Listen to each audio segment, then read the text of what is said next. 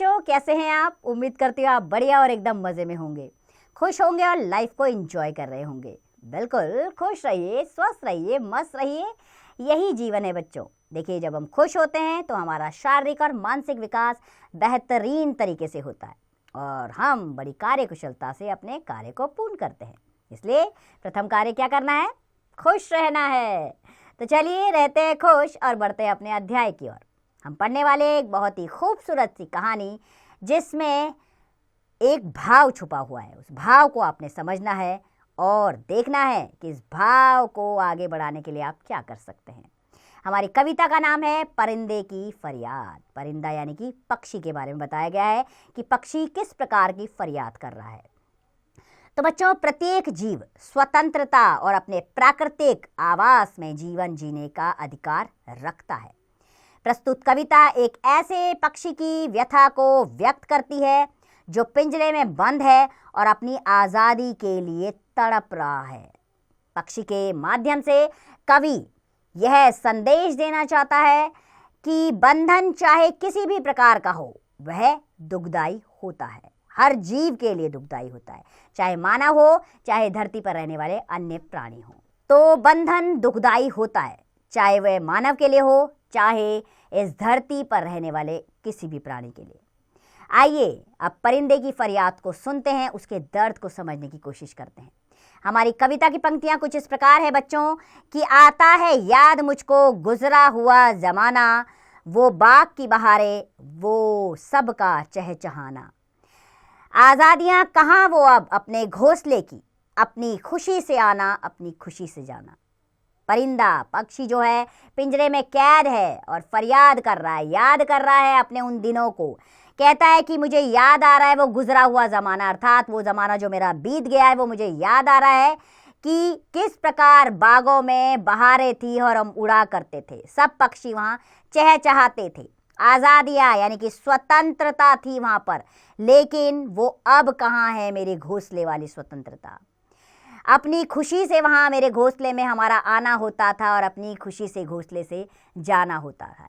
पिंजरे में बंद होकर पक्षी बार बार अपने गुजरे हुए ज़माने को याद कर रहा है। वो कहता है कि लगती है चोट दिल पर, आता है याद जिस दम, शबनम के आंसुओं पर कलियों का मुस्कुराना।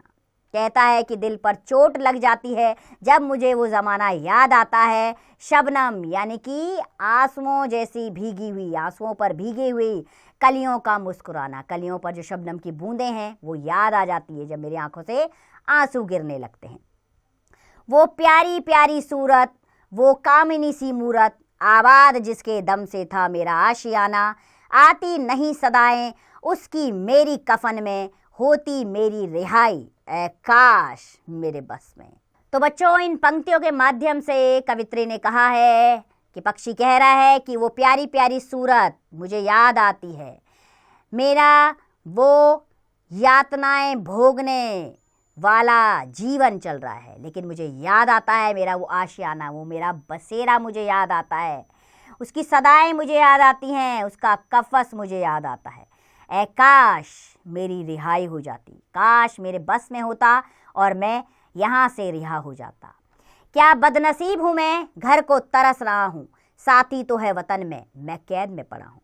वो सोचता है अपने मन में कि मैं कितना बदनसीब हूँ, कितना खराब नसीब लेकर आया हूँ कि मेरे साथी तो खुले आकाश में उड़ रहे हैं, लेकिन मैं यहाँ कैद में पड़ा हूँ। आई बहार कलियाँ फूलों की हंस रही है, मैं इस अंधेरे घर में किस्मत को रो रहा हूँ। इस कैद का इलाही दुखड़ा किसे सुनाऊं, डर है यहीं कफस से मैं गम से मर ना जाऊं। पक्षी कह रहा है कि वनों में, बगीचों में बहार आई होगी, कलियां, फूल सब हंस रहे होंगे, मुस्कुरा रहे होंगे, लेकिन मैं कितना बदनसीब हूँ जो मैं इस कमरे में अंधेरे में पड़ा हुआ हूँ, अपनी किस्मत को रो रहा हूँ। इस कैद का इलाही, इस कैद का इलाही, इलाही का अर्थ होता है बच्चों, इलाही का अर्थ है प्रभु, अर्थात ये बात हे प्रभु मैं किसको जाकर सुनाऊं। मुझे तो ऐसा लगता है अपने इस दुख में कहीं मैं यहीं न मर जाऊं। जब से चमन छूटा यह हाल हो गया है, जिस गम को खा रहा है गम दिल को खा रहा है। तो पक्षी कह रहा है, जब से मेरा चमन यानी कि मेरी बहार, मेरा आंगन मुझसे छूटा है, तब से मेरा ये हाल हो चुका है। दिल मेरे गम को खा रहा है और ये गम मेरे दिल को खा रहा है। गाना इसे समझ के खुश हो ना सुनने वाले, दुखते हुए दिलों की फरियाद ये सदा है। आज़ाद मुझको कर दे आओ कैद करने वाले, बेजुबां हूँ कैदी तू छोड़ कर दुआ ले। तो पक्षी कह रहा है, ये गीत जो मैं दुख भरा गा रहा हूँ, इसे मेरा गाना ना समझ, इससे खुश ना हो। मेरे दुखते दिल की फरियाद ये मेरी याचना है तुझसे कि मुझे आज़ाद कर दे, इस कैद से रिहा कर दे। मैं एक बेजुबान यानी कि जुबान नहीं है मेरे अंदर, मैं एक बेजुबान कैदी हूँ, तू मुझे छोड़ दे और मेरे दिल की दुआएं ले ले। तो पक्षी बार बार फरियाद कर रहा है कि मुझे पिंजरे में बंद मत रखो। ईश्वर ने मुझे स्वतंत्रता का अधिकार दिया है, मुझे सुकून स्वतंत्र आकाश में विचरण करने पर ही मिलता है, तो मुझे बंधन में क्यों बांधा जा रहा है।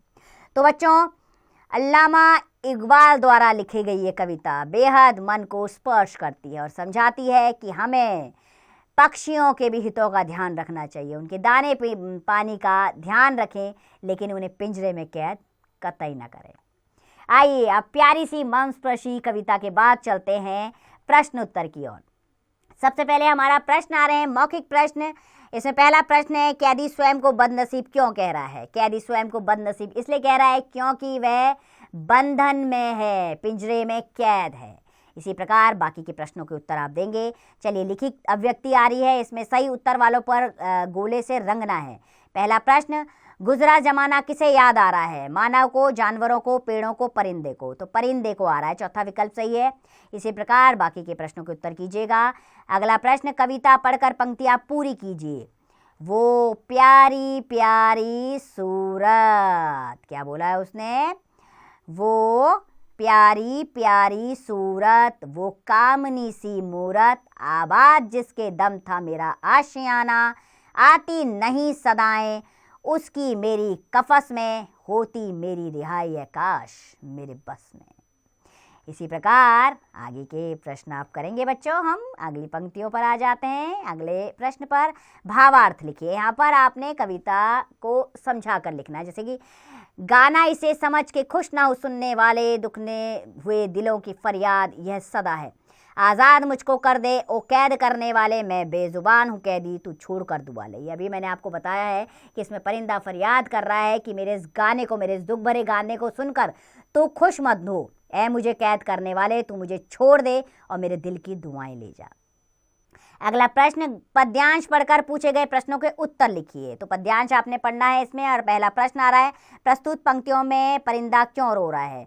प्रस्तुत पंक्तियों में परिंदा इसलिए रो रहा है क्योंकि उसे पिंजरे में बंद कर दिया गया है। अब बाकी के प्रश्नों के उत्तर आप स्वयं करेंगे। चलिए अगले प्रश्न पर आते हैं। यहाँ पर प्रश्नों के उत्तर आपने लिखने हैं। पहला प्रश्न, परिंदे को क्या याद आता है। परिंदे को अपना गुजरा हुआ ज़माना याद आता है, जब वह स्वतंत्र आकाश में विचरण करता था, फूलों में मंडराता था, बागों के आसपास घूमता था।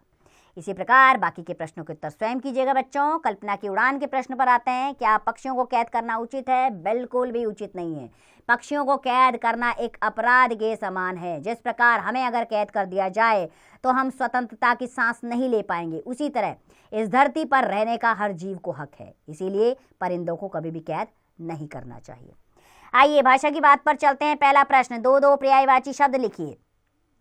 शबनम, शबनम ओस की बूंद। इसी प्रकार बाकी के शब्दों के पर्यायवाची स्वयं लिखिएगा। अगला प्रश्न आ रहा है, विशेषण से भाववाचक संज्ञा तथा भाववाचक संज्ञा से विशेषण शब्द बनाइए। जैसे खुशी से खुश बनेगा। बाकी के शब्दों को आप स्वयं बदलिएगा। अगला प्रश्न, रेखांकित पदों का लिंग पहचान कर लिखिए। वो प्यारी प्यारी सूरत, वो कामिनी सी मूरत। कामिनी यानी कि स्त्रीलिंग आएगा यहाँ पर। इसी प्रकार बाकी के लिंग स्वयं पहचानिए आप।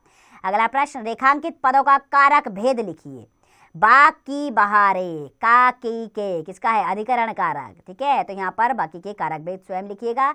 अगला प्रश्न, शब्दों का वाक्य में प्रयोग कीजिए। प्यारी प्यारी, तो पक्षियों को अपनी उड़ान प्यारी प्यारी सी लगती है। इसी प्रकार बाकी के शब्दों के वाक्य प्रयोग स्वयं कीजिएगा। चलिए विषय संवर्धन गतिविधियों पर आते हैं। पहला प्रश्न, स्वतंत्रता हमारा जन्मसिद्ध अधिकार है। विषय पर अपने अपने विचार व्यक्त कीजिए। बिल्कुल अपने विचार, ठोस विचार इस विषय पर जरूर रखिएगा कि स्वतंत्रता हमारा जन्मसिद्ध अधिकार है। अगला प्रश्न, शिव मंगल सिंह सुमन की हम पंक्षी उन्मुक्त गगन की कविता को एक पुस्तिका में लिखिए तथा परिंदे की फरियाद से इसकी तुलना कीजिए। बिल्कुल बच्चों, इसी तरह शिव मंगल सुमन की भी इसी प्रकार की कविता है हम पक्षी उन्मुक्त गगन के। यहाँ पर भी पक्षी बार बार फरियाद करते हैं कि हम पक्षी उन्मुक्त गगन के हैं, हम पिंजराबद्ध ना रह पाएंगे, कनक तिल्लियों से टकराकर पुलकित पंख टूट जाएंगे। वे भी फरियाद करते हैं कि अगर हमें सोने के पिंजरे में भी रखा जाए तब भी हमें अपनी स्वतंत्रता की उड़ान अधिक प्रिय होगी। तो बच्चों, इन दोनों कविताओं की आप तुलना कीजिए। इसमें समान भाव है, इसमें पक्षियों की पीड़ा भाव व्यक्त हो रही है कि किस प्रकार वे बंधन से दूर रहना चाहते हैं। अगला प्रश्न, कोई चित्र या स्लोगन द्वारा पक्षियों की आज़ादी का कोई संदेश अपनी पुस्तिका में व्यक्त कीजिए। तो ये कार्य आप स्वयं करेंगे। इस प्रकार हमारे प्रश्न उत्तर समाप्त होते हैं। लेकिन अब हम चलते हैं कवि परिचय की ओर, अर्थात कवि अल्लामा इकबाल के बारे में जानकारी लेते हैं। तो बच्चों, अल्लामा इकबाल एक प्रसिद्ध कवि, दार्शनिक और राजनीतिज्ञ थे जिन्होंने भारतीय उपमहाद्वीप में इस्लामी पुनर्जागरण में महत्वपूर्ण भूमिका निभाई। उनका जन्म 9 नवंबर 1877 को सियालकोट, जो अब पाकिस्तान में है, वहां पर हुआ था। इकबाल ने अपनी शिक्षा लाहौर, इंग्लैंड और जर्मनी में प्राप्त की। वे न केवल एक महान कवि थे बल्कि एक दूरदर्शी विचारक भी थे, जिन्होंने अपने लेखन के माध्यम से आत्मज्ञान, राष्ट्रवाद और आध्यात्मिकता का संदेश दिया। इकबाल की प्रमुख रचनाएं हैं शिकवा, जवाबे शिकवा, बांगे दरा, असारे खुर्दी और रुमूज ए बेखुदी। उनकी रचनाएं फारसी और उर्दू दोनों भाषाओं में हैं और उन्होंने युवा पीढ़ी के आत्मनिर्भरता और आत्मसम्मान का उन्हें पाठ पढ़ाया। इकबाल का सबसे प्रसिद्ध योगदान भारतीय उपमहाद्वीप में 2 राष्ट्र सिद्धांत की अवधारणा है, जो आगे चलकर पाकिस्तान के निर्माण का आधार बना। उन्हें पाकिस्तान में राष्ट्रीय कवि के रूप में सम्मानित किया गया जाता है। सारे जहां से अच्छा जैसी अमर रचना भी इकबाल की ही देन है। 21 अप्रैल 1938 को इनका निधन हुआ, लेकिन उनकी रचनाएं आज भी प्रेरणा स्रोत बनी हुई है। तो ये थी बच्चों एक बहुत ही प्यारी सी कविता जिसे हमने आपको समझाया, और इस कविता के माध्यम से आपको प्रेरणा लेनी चाहिए कि हमें कभी भी किसी को भी बंधन में नहीं रखना चाहिए। पक्षियों की आज़ादी का ध्यान रखें, उनकी देखभाल करें, दाने पानी का इंतज़ाम करें, लेकिन उन्हें बंधन मुक्त रखें। उम्मीद करती हूँ ये कविता आपको पसंद आई होगी और इससे मिलने वाली सीख को अवश्य आप अपने जीवन में अपनाएंगे। तो खुश रहिए, स्वस्थ रहिए, मस्त रहिए और इसका अभ्यास करते रहिए।